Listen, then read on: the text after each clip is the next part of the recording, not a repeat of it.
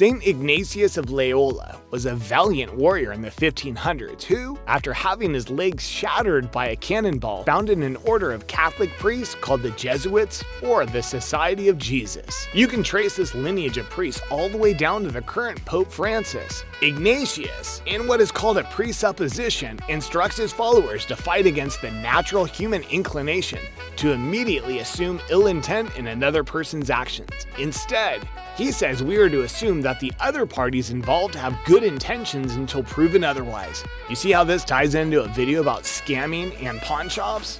When you think about it, it is fairly obvious that a business centered around buying and selling from complete strangers based on what they tell you, your impression of them at first sight, and your knowledge of the items would have some serious ethical implications. So whether this customer did so with malicious intent or an innocent ignorance, we're going to assume the best until we have gathered all the facts. But either way, he scammed the Pawn Stars hard. Shoeless Joe Jackson is a legend of Major League Baseball.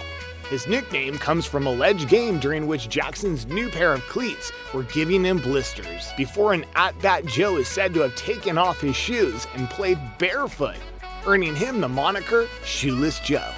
He posted an impressive .356 career batting average, and one can't help wonder if this sky-high batting average was due to Shoeless Joe making an abrupt exit from the game in his prime.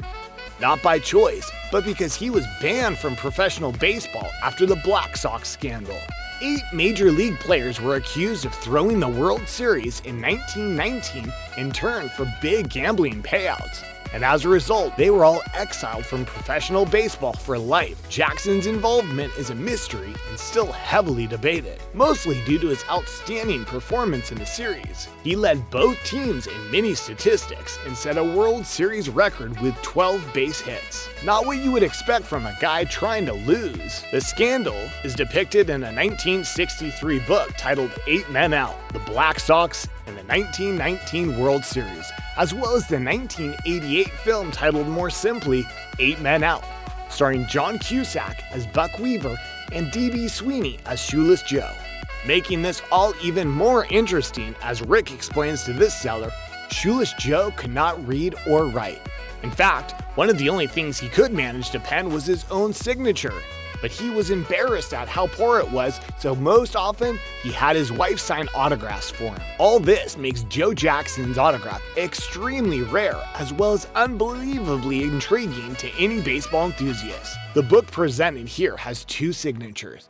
One is clearly the wife's version of his autograph. Another is a sloppier version, which just might be in this mysterious man of baseball lore's very own hand. Being such a rare and desirable signature, this one is often faked, so Rick is very suspicious. But at the same time, he understands this is an absolute gem if it's real. He has to undercut the asking price by 30 grand to offset the risk that the whole thing could be a fabrication, but continues to negotiate in hopes that he could land a piece of baseball history.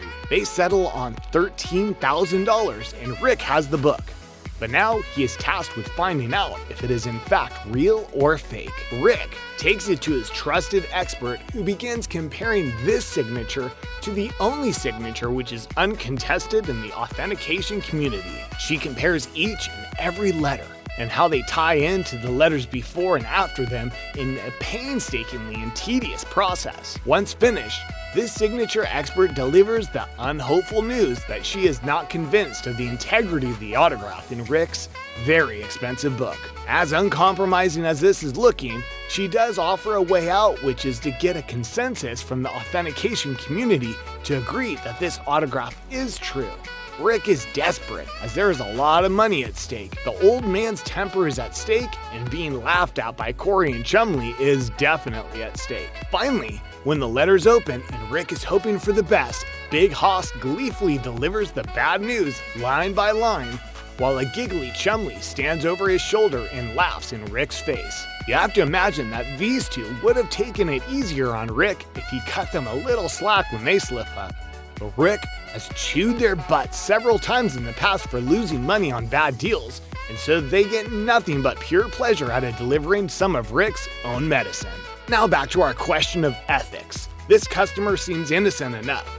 If we assume the best, he probably had no idea that this autograph was forged. From what he says in the shop, he doesn't really have a grasp of who Shoeless Joe even is, and doesn't so much seem to care. He just ran across a book that someone might find valuable and decided to sell it. But stop right there.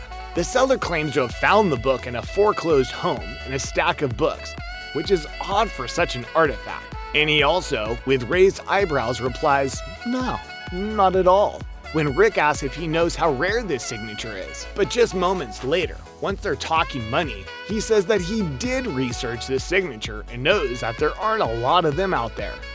So which is it? Did you have no idea that this was such a rare jewel of sports memorabilia? Or did you know good and well how uncommon Shoeless Joe's autograph is, and had come ready to make a huge payout? He also shows up with a certificate of authenticity. But now that we know the signature is fake, this also smells fishy. And who would keep a signature of authenticity inside an autographed book worth thousands of dollars in a stack of other books, and then let their home be foreclosed around them? Wouldn't anybody in their right mind sell this book to make a mortgage payment rather than be kicked out onto the street? Now we've presented the case, it's up to you to decide. Innocent mistake or downright scam? Leave your verdict in the comments.